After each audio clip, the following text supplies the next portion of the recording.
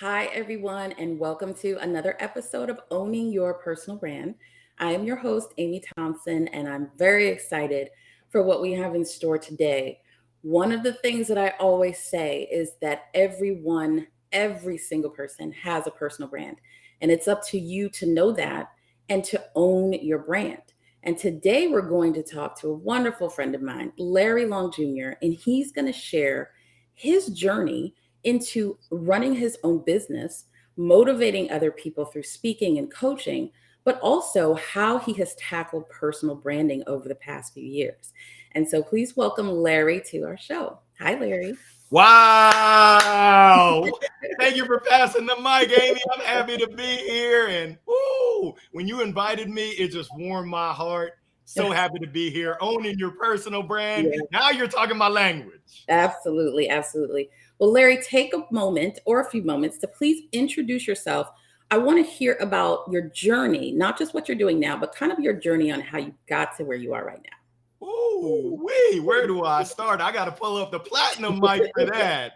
But my journey, Larry Long Jr., I'm currently the CEO, Chief Energy Officer of LLJR Enterprises. How did I get here? Well, when I was younger, we moved around a lot. Alabama, Illinois, Nebraska, Pennsylvania, moved all around. My favorite song was Make New Friends, but Keep the Old. One is silver while the other is gold. That really made me who I am today. I played baseball at University of Maryland. Go Terps. Had a lot of strikeouts in my career, but I learned from it, had a lot of fun, did some IT consulting, wasn't passionate about it, moved to good old Raleighwood, North Carolina, opened the indoor baseball softball academy, teaching youngsters the fundamentals of the game, but more importantly, the fundamentals of life.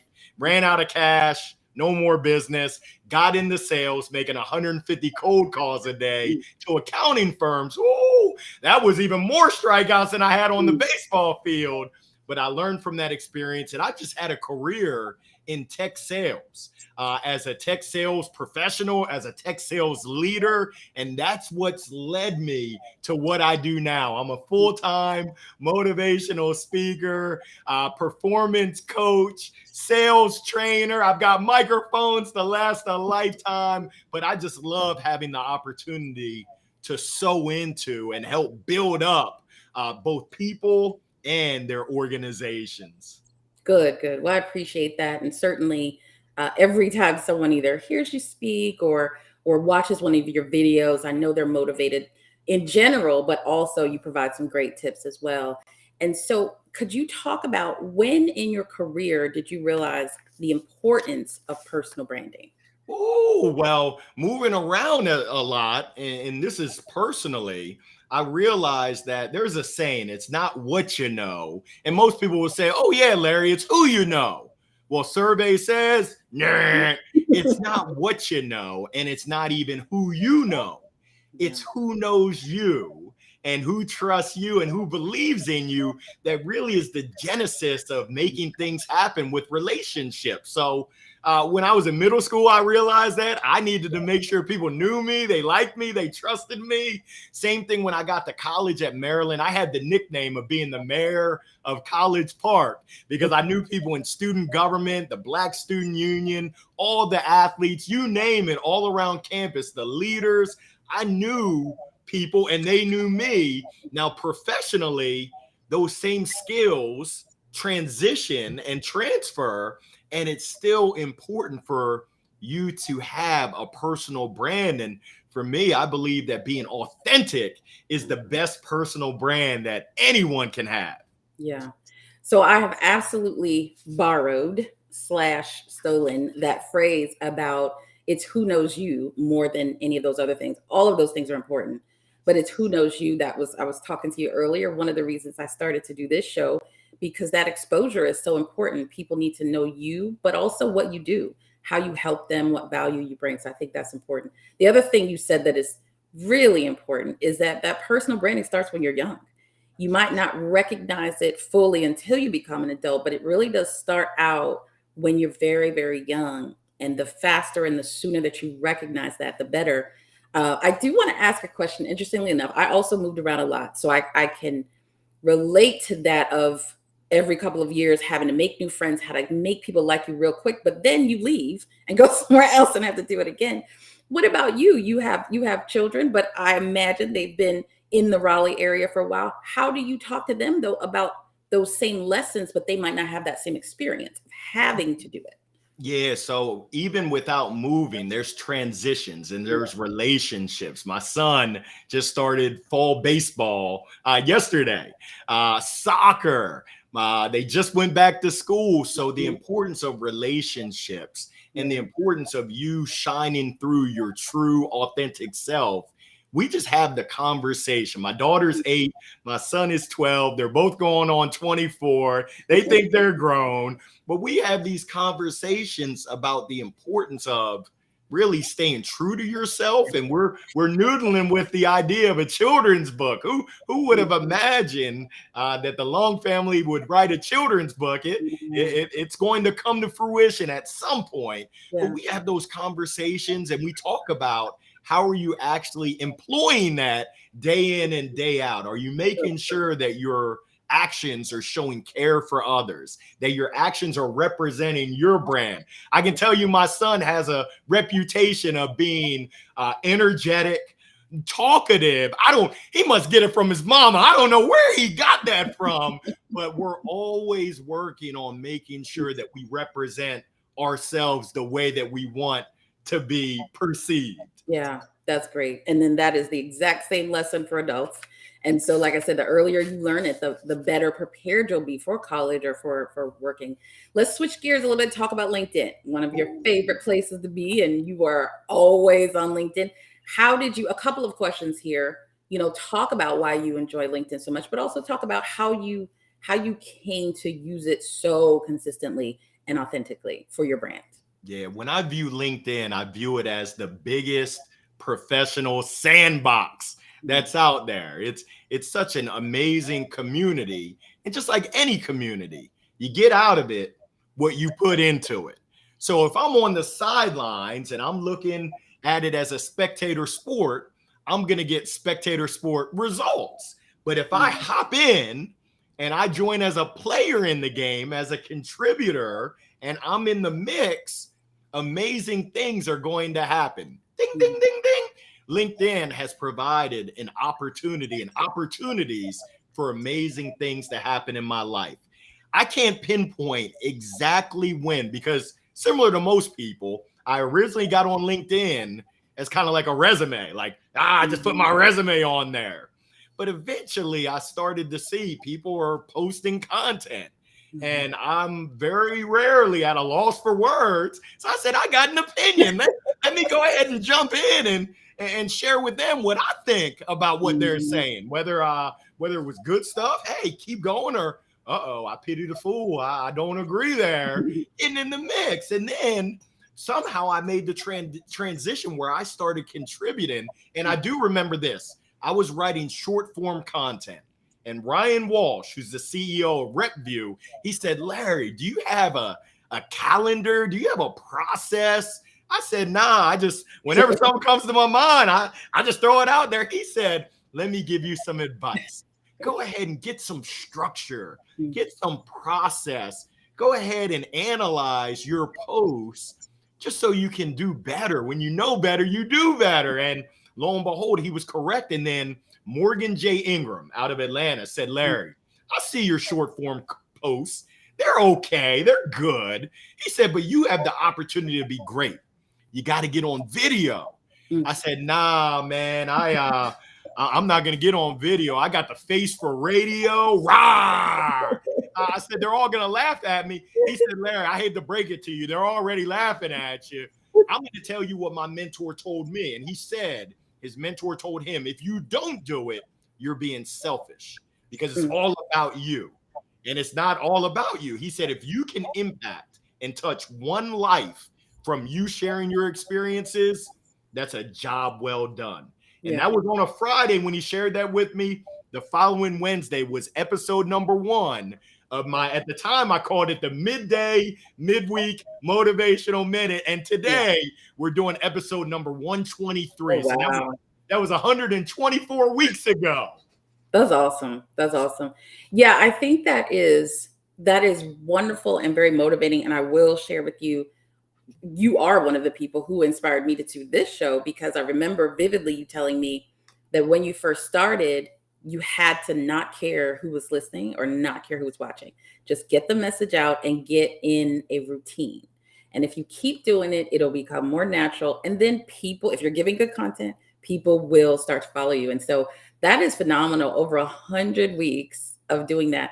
What would you say you've learned from those kind of, where it feels like one-sided conversations when you're doing those videos, but what have you learned either about yourself or about your audience over that 2-year period? Yeah, well, I've learned that anything is possible. I Mm, never would have imagined I'd be on week 124. And as a result of my midweek, midday motivational minute, I wrote a book. My 7 chapters of my book came from my 7 most meaningful topics mm, that I covered. And yeah, it's been amazing. I've also learned the power of community and finding your mm, tribe. I realize I'm not for everyone. And that's okay. They say if you're for everyone, you're really for no one. yeah, So I'm for those folks that appreciate a pink flamingo sunglasses and realize that, hey, we can be professional while we also have fun, because yeah, that's one thing that I won't compromise anymore, is being my true authentic self and having fun. I've done that. I put that mask on for too long in corporate America. Ain't nobody gonna hold me down anymore, Amy. yeah, yeah. I think one of the things you said, everything you said was good, but finding your tribe, I think, is good, because it does sometimes feel like you have to be this way, you have to be that way to be successful. And being yourself is actually the easiest thing, but it's also the best, because you will over time find people who respond to you, who communicate like you, who enjoy your content, and then you build from there. And I think a lot of times people try to say, I want that community or I want that audience, and then they try to be something to fit that. So I feel like finding your tribe, that's great. Building the community, that's great as well. So I appreciate that. Anything else that you would share about your experience? Because it has to be, you have over 30,000 followers on LinkedIn. So it has to be kind of a, like, wow, this is really impressive. And you started before you started your own business. So you were doing that while you were working, in corporate America. As you look back on that, I mean, what are some things that just kind of like, I can't believe this. How do you all, feel all, about it? all of it I can't believe, but it's I'm a social butterfly, and I love butterflying in person. But Mhm. LinkedIn provides that reach. I've got friends. I spoke to a friend of mine yesterday who's in Germany. I've Wow. got friends in Hong Kong, Ireland, really every Australia, New Zealand, every area of the world. I've Mm. got friends, India, Asia, Africa. I never would have imagined that. And when I do my live show, folks from around the world tune in. I'll never forget, it was January 20th. This was 2 years ago. It was inauguration. And a gentleman from India said, Larry, it's 12 o'clock on Wednesday. Where are you? I said, well, hey, it's inauguration. I want to bust up Mm. Biden and Kamala shine. I'm gonna come on a little bit later. He said, whoa, okay, I'll tune You in then. gotta miss it. It's humbling, really, to Yeah, think about the reach, as well as it's a responsibility to make sure that I continue to stay true to myself. And that's something I'm committed to, that I'm going to continue being Larry Long Jr., genuine Larry Long Jr. This Larry Long Jr. that you see is the same Larry Long Jr. that my family sees, that my friends see. If you catch me on the golf course, I'm a little bit wild. I'm a little bit crazy. I like to have fun. I like to laugh. And that's just, I can only be who I can be. And yeah, people can smell BS from a mile away. Whereas when you're being your true self, even if people don't like it, they can only respect it. yeah. One other question about LinkedIn. When you mentioned a friend of yours that gave you the advice of being a bit more structured and kind of having a plan, how did you determine what you wanted to talk about? How did you pinpoint that? That was a challenging one, but then it became not challenging. We have content that passes by our eyes every day. Mhm. Just yesterday, I went to an event with NC State entrepreneurs, the Andrews Launch Accelerator. That was an inspiring event. I snapped a couple of pictures that will probably be a post on Saturday, just spotlighting them and sharing my insights about what it meant to me to hear about these innovative ideas. My son and my daughter participate in activities. My daughter is gymnastics.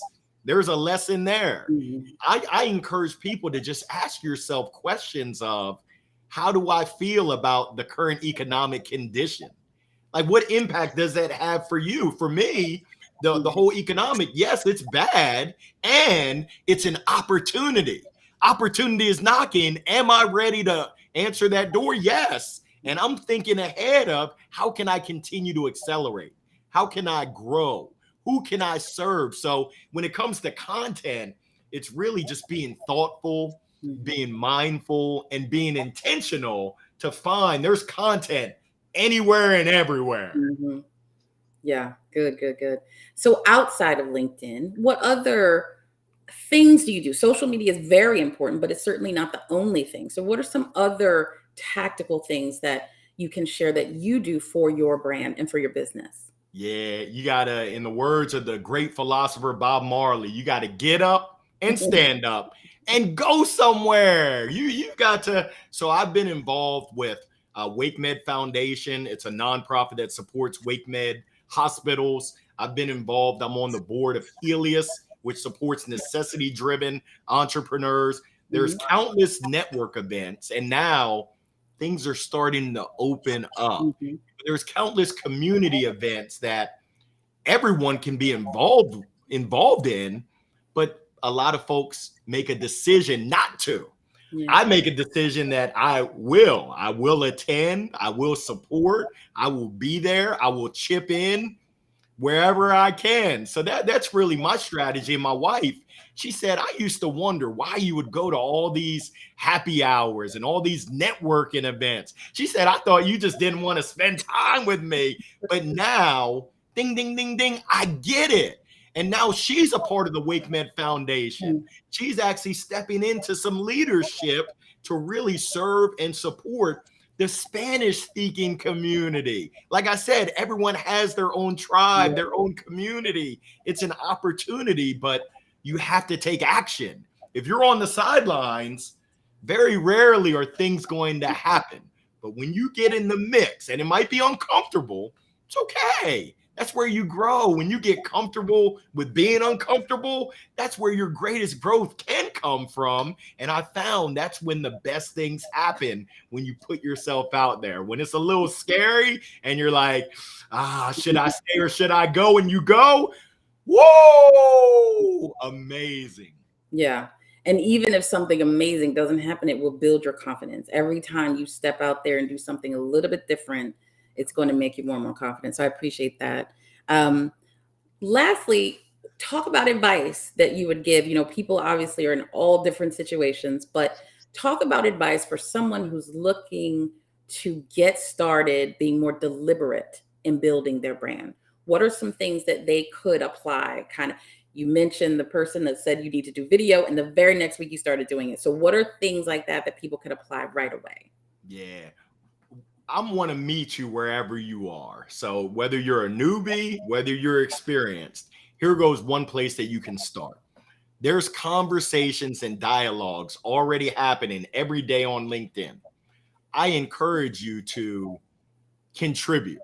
I encourage you to jump in and share your point of view. Whether you agree, whether you respectfully have a different opinion, go ahead and take action. And you'll start to see that there's themes of things that you like, people that you really like. That's your tribe. So that's the first step, is just hop into the conversations that are existing. The next step is you start the conversation. So you initiate what's on your mind. We're coming up on September 1 is tomorrow. We're coming up on the Tomorrow. end of the year. What Yeah. are your thoughts as you look forward to 2023? Who are you going to be in 2023? What are some of the top things that people should be thinking about when you initiate that? Other people will see it and they will hopefully chime in. And I just encourage you to not be discouraged if you put out posts and there's not a lot of folks. It takes time. I don't think anyone learned to ride a bike their first time. You skinned Mhm. your knees, you fell down, you had training wheels, but you got back up again.